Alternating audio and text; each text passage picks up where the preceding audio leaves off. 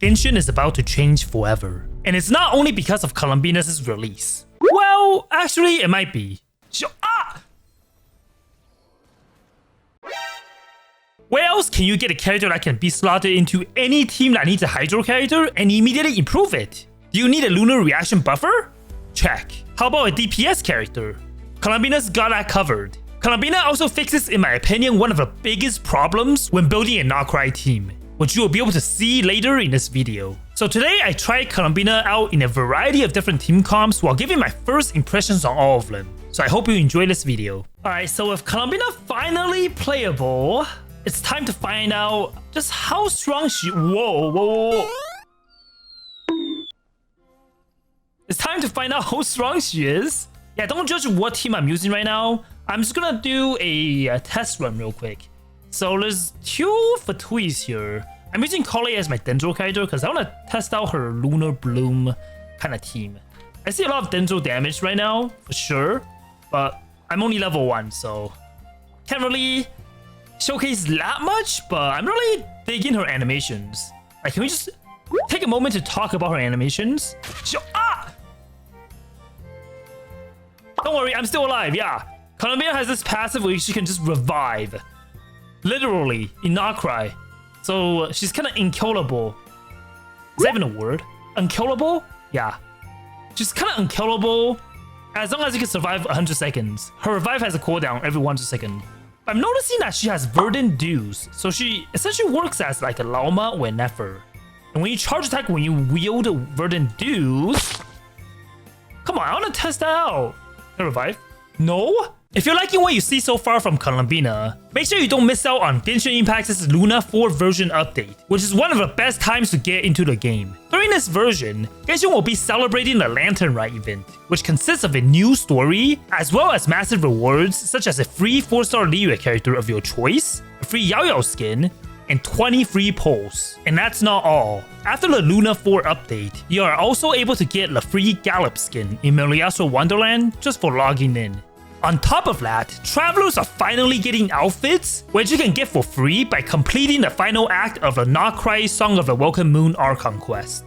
Of course, in Lunar 4, there will also be 3 new playable characters. First, we have Columbina, who is my most anticipated character release of all time. We also get Zibai, the White Horse Adepti that is prominent in the Lantern Rite story, and Itlua, the Lightkeeper, who will also be featured in the brand new Nocry Regions' World Quest. So what are you waiting for? Download Genshin Impact now and get your 20 free pulls and pick up a 4-star Liyue character for free during the Lantern Rite event. Thanks to Genshin Impact for sponsoring this video. I also think Columbina really like animals, so today is Bring Your Dog to Nocry Day, I guess. So we're gonna sort of find an enemy and I can demonstrate something new. But I can't find any enemies. There's just some random crabs that I don't think attacks you, but maybe I can attack them and just showcase something. So yeah, first you just wet a crab. Wait, I don't think that works. Never mind. Oh, I see Helicho dancing over there. Wait, how did it even see me from so far away? Okay, I mean, this will be a perfect enemy test listing now. So I have a Golo, right? He's a Joe character, nothing really new. But there's a new reaction in this game where you can do, which is Lunar Crystallize. Now, I haven't really tested out Lunar Crystallize that much yet, so I have no idea what that does. But you summon 3 of these kind of new constructs here. I believe they do damage. Let me see. So if I charge attack, okay. These things kind of explode. Oh, so that's how it works. Interesting. As well, Helicho again. Man, I don't want to kill it yet. Let's just do this. So Columbina has 3 Verdant Dews, right? So Verdant Dew is generally from the Nocry Dendro characters, but she can also deal Lunar Bloom damage as well by consuming Verdant Dews. So Columbina can actually deal like 2 different elemental damage.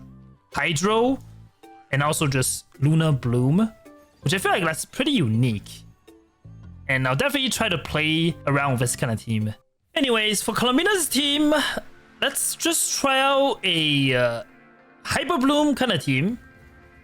Gonna be fighting this giant I don't even know what kind of enemy this is. Let's just do some Hyperbloom, Lunar charge damage. And see what happens. I'm gonna do my burst. I'm also still level 1. I might need to level my character, but we'll just fight this boss and see how hard this is. So far, I'm doing around 37k like Lunar Bloom damage. Pretty good. Yahoda can also heal me a little bit. Put out some electro attacks. Wow, this team is pretty like hands off. I can pretty much just let my summons and everything deal damage. Whoa, what's going on? This boss has like a special HP effect, and it summons like minions. Not sure if this is a good or a bad thing, but just keep going. It absorbs. Oh, what's happening? Ow, that hurts. I think I failed some kind of mechanic. I'm just relying on like my Hyperbloom damage against the boss, and right now it's kind of working, surprisingly. Doing 700 Lunar Bloom damage. I think after I raise Columbina, I'll be able to hopefully deal more damage with Hydro and also Lunar Bloom as well. Since right now I'm just relying on Cookies' damage. Okay, 33k, not bad. As for weapon, I think Prototype Ember is probably one of the best free-to-play weapons for her, but you can also use her signature and potentially Favonius for support and energy regeneration. But I use Prototype Ember because this weapon can heal and also she scales with HP, so this is what I want. But let's just start by leveling up Columbina. She ascends with crit rate, so her crits won't be as hard to build, which is really good. As for her artifacts, right now I'm using the new Morningstar set, which makes it so sub DPS wise, Columbina can increase a lot of lunar reaction damage. So just by ascending her, I'm at 61% crit rate. I have a pretty high energy, so I don't think energy is really much of an issue for me. But pretty much, I have a new artifact set. I'm gonna keep it this way. I can also switch around if I really want, because I think I can use Silken Moon as well. We'll just keep the new artifacts for now and just see how much damage she does after I level up some of Columbina's skills as well. So let's get it to level 2. I can never get tired of like running around with Columbina. Yeah, let's see. Level 50 now. Damage wise, 3,000 Hydro damage. Right now I am using Ascendant Gleam as well, so I do have 2 knockout characters in my team. I'm still looking at around 2,000 damage each, which is okay. How about my Lunar Bloom? 14k, okay. So the damage basically doubles after I leveled up Columbina to 50. Could still be higher, so there's still a lot of room for improvements, that's for sure. Like how I'm doing Lunar Charge as well, because I don't have Dendro on Nahida, so Hydro plus Cookies' Electro can do Lunar Charge, which 15k is actually pretty good as well. So the word out there in the streets is that if you have Columbina and Yennefer, you pretty much have like one of the best duos in the game. So let's just see if this is true. So basically, you just walk around elegantly while the boss is trying its hardest to kind of kill you. Oh, I need to heal? Don't worry, I have my Prototype Amber, so I'm going to just press my burst button and I can start healing. I guess I'll just use Yennefer so my Columbina can do more damage since she's using an artifact that suits more as an off-field kind of DPS. I'm just running circles around the boss, and for some reason the boss already has like less than half of the HP left. Wow. Hyperbloom, I'm doing like around 6k Lunar Charge damage. Hello? Let's heal up. I think this boss, you want to like actually have a healer. So it might not be the best boss to try to duel out with, but still doing some pretty good damage. So not complaining. Oh, you killed me? Nah, just kidding. I'm back alive again. Columbina is so busted, especially Nocrai. She can just revive everyone. I'm just gonna stand tight and watch the boss fell on his knees. Alright, let's start leveling up Columbina a little bit more. So let's ascend her. 66% crit rate now, which is great. I haven't really tested out Lunar Bloom team with her yet, but I'm excited to see how much damage she'll be able to do there. As for talents, it's gonna raise everything up to level 6, I believe. It's probably the furthest I can take her. I'm curious to see how she'll work with Nako Dako, which is a pretty nice boss to test this out with, since this boss is weak against Lunar Charged and Electro Charge in general. So yeah, like around 20k, 30k Lunar Charge, 38. Okay, I guess I'll just keep, the numbers will keep going up every time I recite the numbers. I'm really liking how hands-off she is. Okay, put up a shield. Let's do Lunar Charge against the Knuckle Duckle summons. I'm not even moving at all, and they're basically doing all the work for me. What happened to the boss? Okay then. Alright, let's test out a Geo. Let's test out a Lunar Crystallized team with Columbina. I'm using an Albedo and Mona kind of Hexerite combo with Noelle as like my main DPS. So yeah, doing like 36k Lunar Crystallized damage. I didn't want to push the boss, the enemy outside of the Albedo circle, but Circle Impact strikes again, I guess. Wow, I'm very impressed with the damage so far though. This is not a team that I would think it will work, but I guess Columbina opens up the field for a lot of potential different team comps. I'm seeing 50k damage from Albedo, and also Lunar Charge is doing 47k with like a sprinkle of 11k in between. Yeah.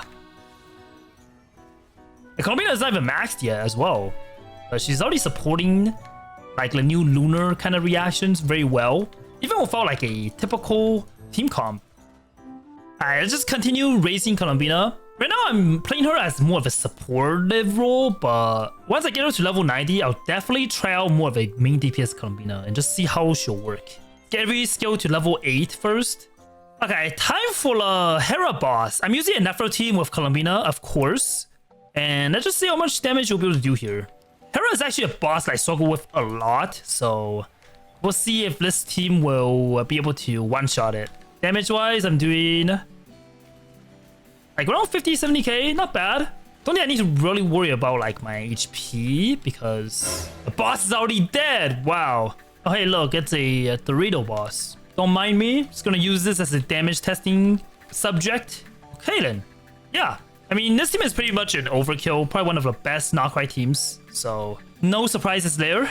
Oh, Columbina's weapon is also very pretty. It looks like a giant moon surrounded by like Columbina's like fabrics. Yeah, makes me want to just pull off a ribbon from the weapon and take it for myself. But anyways, let's build a weapon up to level 90 and just see what kind of stats we'll be able to get. Oh, the moon is like bright now. Wow, it's actually pretty nice looking. Almost feels like Columbina is happy because I built the weapon up.